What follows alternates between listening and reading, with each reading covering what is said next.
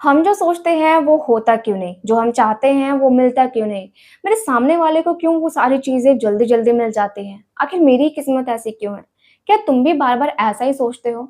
अगर हाँ, तो ध्यान से सुनना ज़रा।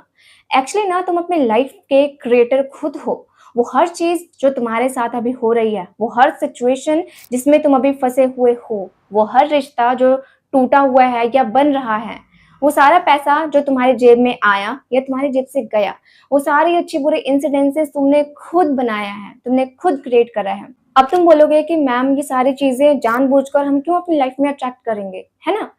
तो मैं ये नहीं कह रही कि तुमने जानबूझकर ये सारी चीज़ों को खुशी-खुशी अपनी लाइफ में इनवाइट किया है, नॉट एट ऑल बल्कि तुमने तो इसे अनजाने में किया है। येस, अनजाने में। और वो कैसे? कभी अपनी रिपीटेड सोच से, कभी अपने इनर परसेप्शन से, कभी अपने बिलीफ से, तो कभी उन चीज़ों को बार-बार बोलकर। लेकिन हाँ, तुमने ही इन सारी चीज़ों को अपनी लाइफ में इनवाइट किया है। देखो एक्चुअली ना असलियत वो नहीं है जो तुम बाहर की दुनिया में देख रहे होते हो, बल्कि असलियत तो तुम्हारे अंदर होती है। लिसन, तुम अंदर से जो सोचोगे अपने बारे में तुम्हें वही मिलेगा। तुम वही बनते हो जिसकी इमेज तुम्हारे अंदर होती है। तुम्हें वही मिलता है जो तुम अंदर से हो, बल्कि वो नहीं जो तुम्हें चाहिए। समझो जरा, तुम किसी चीज को चाह रहे हो। चाहने का मतलब है कि वो चीज अभी तुम्हारे पास नहीं है, इसलिए तुम्हें चाहिए, राइट? जैसे कि मान लो कि तुम चाहते हो कि तुम्हें अच्छी सेहत चाहिए एंड अगर तुम अच्छी सेहत बार-बार माँग रहे हो, डेस्परेटली माँग रहे हो, तो इसका सीधा-सीधा क्या मतलब बनता है कि तुम मानते हो कि तुम बीमार हो और तुम्हारी सेहत अच्छी नहीं है ना? तो इस सिचुएशन में ये जो यूनिवर्स है, ये जो डिवाइन है, तुम्हें वो नहीं देगा जो तुम्हें चाहिए, बल्कि तुम्हें वो देगा जो तुम मान चुके हो कि तुम ये हो। एंड तुम क्या मानते हो? तुम ये मानते हो कि तुम्हारी तो सेहत ही खराब है, तुम बीमार हो, तुम्हारी तो शक्ल ही ऐसी है या तुम बहुत स्लो हो एटसेट्रा एटसेट्रा। देखो, अगर ना तुम मान चुके हो कि तुम कमज़ोर हो, तो दुनिया तुम्हें ऐसे ऐसे सिचुएशंस में डाल देगी, जहाँ पर तुम्हारी कमज़ोरी साबित होगी। लेकिन अगर तुम इसको पलट दो, तुम ये मानो कि तुम पावरफुल हो और तुम्हारी ज़िंदगी खुशी से भरी हुई है, तो तुम्हारा माइंड एंड तुम्हारा ये पूरा यूनिवर्स तुम्हें वही रियलिटी फेस कराएगा। देखो ये कितना मज़ेदार है। यूनिवर्स ना एक आईना है और ये तुम्हें हमेशा वही दिखाएगा जो तुम पहले से मान चुके हो। नेविल गोडार्ड ने ना इसे एक नाम दिया था द लॉ ऑफ अजम्पशन यानी मान्यताओं का नियम। तुम वो बनते हो जो तुम मानते हो, तुम वो पाते हो जो तुम पहले से अपना मान चुके हो। अब तुम पूछोगे कि ये कैसे पॉसिबल हो सकता है? सुनने में तो ये बहुत ही अच्छा लग रहा है, बट इसका क्या कोई लॉजिक भी है? क्या इसका कोई साइंस भी है? तो आंसर है हाँ, इसका बहुत ही गहरा और तगड़ा साइंस है। तुम्हारे दिमाग में ना एक सिस्टम होता है जिसे रेटिकुलर एक्टिवेटिंग सिस्टम कहते हैं, जिसे आरएस भी कहते हैं। ये तुम्हारे दिमाग का गेट कीपर है। हर पल तुम्हारे चारों ओर लाखों करोड़ों इन्फॉर्मेशंस है, बट तुम्हारा आरएस क्या करता है? वो इन सब में से सिर्फ उन चीज़ों को तुम्हारे ध्यान में लाता है जो चीज़ें तुम्हारे लिए ज़रूरी हैं। और तुम्हारे लिए क्या चीज़ें ज़रूरी है वो इसे कैसे पता चलता है? तुम्हारी मान्यताओं से, तुम्हारे विश्वास से। तुमने कभी गौर किया है कि जब तुम किसी चीज़ के बारे में सोचने लगते हो तो वही चीज़ अचानक तुम्हें हर जगह दिखने लगती है। मान लो कि तुम्हें रेड कलर की एक कार तुमने खरीदने का सोचा और अचानक से तुम्हें वो सेम कलर की कार तुम्हें हर जगह दिखने लगती है। तो अब क्या वो सारी कारें अचानक से कहीं से टपक गई? नहीं, वो हमेशा से ही मौजूद थी, लेकिन तुम्हारा आरएस तुम्हें वो चीज़ें दिखा नहीं रहा था क्योंकि तुम्हारे दिमाग में वो चीज़ थी ही नहीं, तुम्हें वो चाहिए ही नहीं था। लेकिन अब वो चीज़ तुम्हें चाहिए, इसलिए तुम्हारे आरएस ने उस चीज़ को इम्पोर्टेंट मान लिया, इसलिए तुम्हें वो चीज़ें अब दिखाई दे रही हैं। यही बात तुम्हारी पूरी ज़िंदगी पे लागू होती है। अगर तुम मान चुके हो कि दुनिया एक खतरनाक जगह है, तो तुम्हारा आरएस तुम्हें हर जगह खतरा ही दिखाएगा। अगर तुम मान चुके हो कि दुनिया धोखेबाज लोगों से भरी हुई है, तो सीरियसली तुम्हें हर जगह धोखेबाज लोग ही मिलने वाले हैं। भले ही वहाँ पे अच्छे लोग भी मौजूद होंगे, लेकिन तुम्हारा आरएस उन सबको फ़िल्टर करके तुम्हें सिर्फ़ धोखेबाज लोगों से ही मिलाएगा, क्योंकि तुम्हारा अंदर से परसेप्शन ही वैसा है। तुम जो भी मानते हो, तुम्हारा दिमाग सिर्फ वही चीजें तुम्हें दिखाता है जो तुम्हारी मान्यताओं को सही साबित करे। और फिर तुम और मतलब पक्के हो जाते हो कि देखा मेरी मान्यताएं सही थी, और फिर ये साइकिल और ज्यादा आगे चलता जाता है। नेविल गोडार्ड कहते हैं कि इनसे बाहर निकलने के लिए तुम्हें अपनी मान्यताओं को बदलना होगा, और मान्यताओं को बदलने का सबसे अच्छा तरीका है इमेजिनेशन, विजुअलाइजेशन। ये जो दुनिया तुम अपनी आंखों से देख रहे हो, ये असली नहीं है। ये तुम्हारे पास्ट के इमेजिनेशन का रिफ्लेक्शन है। सीरियसली तुम अपनी लाइफ को बदल सकते हो, क्योंकि असली दुनिया तो तुम्हारे अंदर है, तुम्हारी चेतना में है।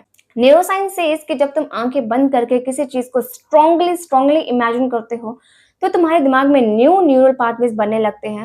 और ये वही न्यूरल पाथवेज होते हैं जो कि तब फायर होते हैं जबकि तुम उस चीज को असली में एक्सपीरियंस कर रहे होते हैं। तुम्हारा दिमाग इमेजिनेशन और असलियत में फर्क नहीं कर पाता। दुनिया के बड़े बड़े एथलीट्स भी विजुअलाइजेशन करते हैं। और विजुअलाइजेशन करते कैसे हैं? विजुअलाइजेशन में तुम्हें हमेशा एंड रिजल्ट को देखना होता है। सपोज कि तुम्हें कोई जॉब चाहिए, तो इसका एंड रिजल्ट पकड़ना। ये मत इमेजिन करने बैठना कि तुम इंटरव्यू दे रहे हो, तुम फॉर्म फिल कर रहे हो एंड धीरे धीरे करके तुम प्रोसेस क्लियर कर रहे हो। Not at all. बल्कि ये विजुअलाइज करो कि तुम अपनी फैमिली के साथ बैठे हो, उनसे बातें कर रहे हो और तुम उन्हें अपने जॉब मिलने की गुड न्यूज दे रहे हो। उसके बाद की चीजें इमेजिन करो कि उसके बाद सबका रिएक्शन कैसा होता।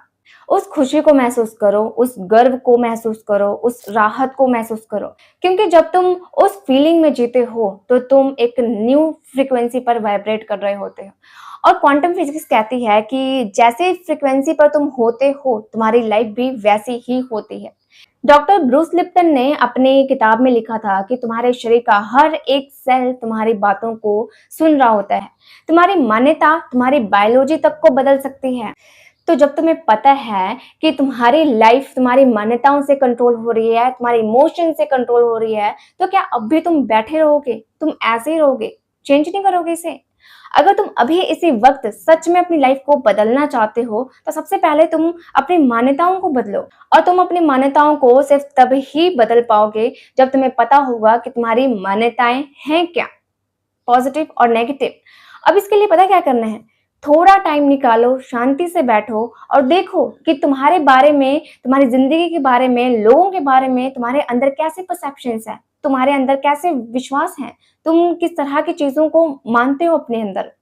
थोड़ा ध्यान से सोचो, क्या तुम ये मानते हो कि जिंदगी मुश्किल है, ये पैसे कमाना मुश्किल है?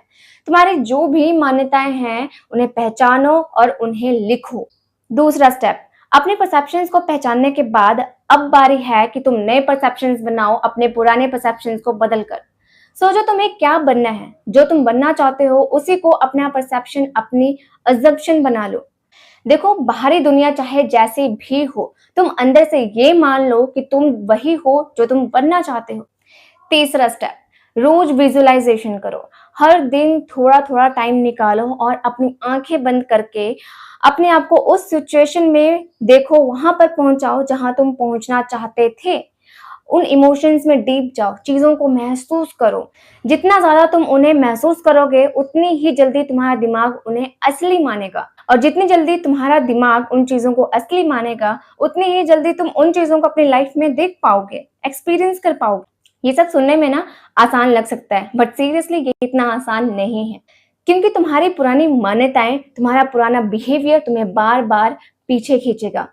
तुम्हारी बाहरी दुनिया जो अभी है, ये तुम्हें बार बार बताएगी, बहलाने की कोशिश करेगी कि चीजें कंट्रोल में नहीं है, तुम अभी भी फेल हो, तुम अभी भी वैसे ही हो, देखो इन सारी चीजों करने का फायदा नहीं है, तुम वापस आ जाओ। अगर ऐसा हो ना, तो याद रखना कि ये जो भी अभी सिचुएशंस हैं तुम्हारी, ये तुम्हारी पुराने अजम्पशंस का ही नतीजा है। तो जब पुराने अजम्पशंस के कारण तुम्हारी आज की प्रेजेंट लाइफ ऐसी हो सकती है, तो आज अगर तुम अपने परसेप्शंस को बदलोगे, अजम्पशंस को बदलोगे, तो तुम्हारा फ्यूचर भी चेंज हो सकता है। इसलिए अपने नए अजम्पशंस पर टिके रहना। हर दिन अपने विजुअलाइजेशन में उन चीजों को जियो जो तुम चाहते हो।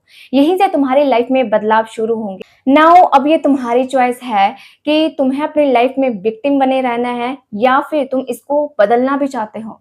अब डिसीजन तुम्हारे हाथों में है, कोई दूसरा डिसीजन नहीं लेगा तुम्हारी लाइफ के लिए। अगर लाइफ को सीरियसली चेंज करना चाहते हो, तो इस वीडियो में मैंने तुम्हें जो भी बताया उसे नोट डाउन करो और उसे आज से ही फॉलो करना शुरू करो।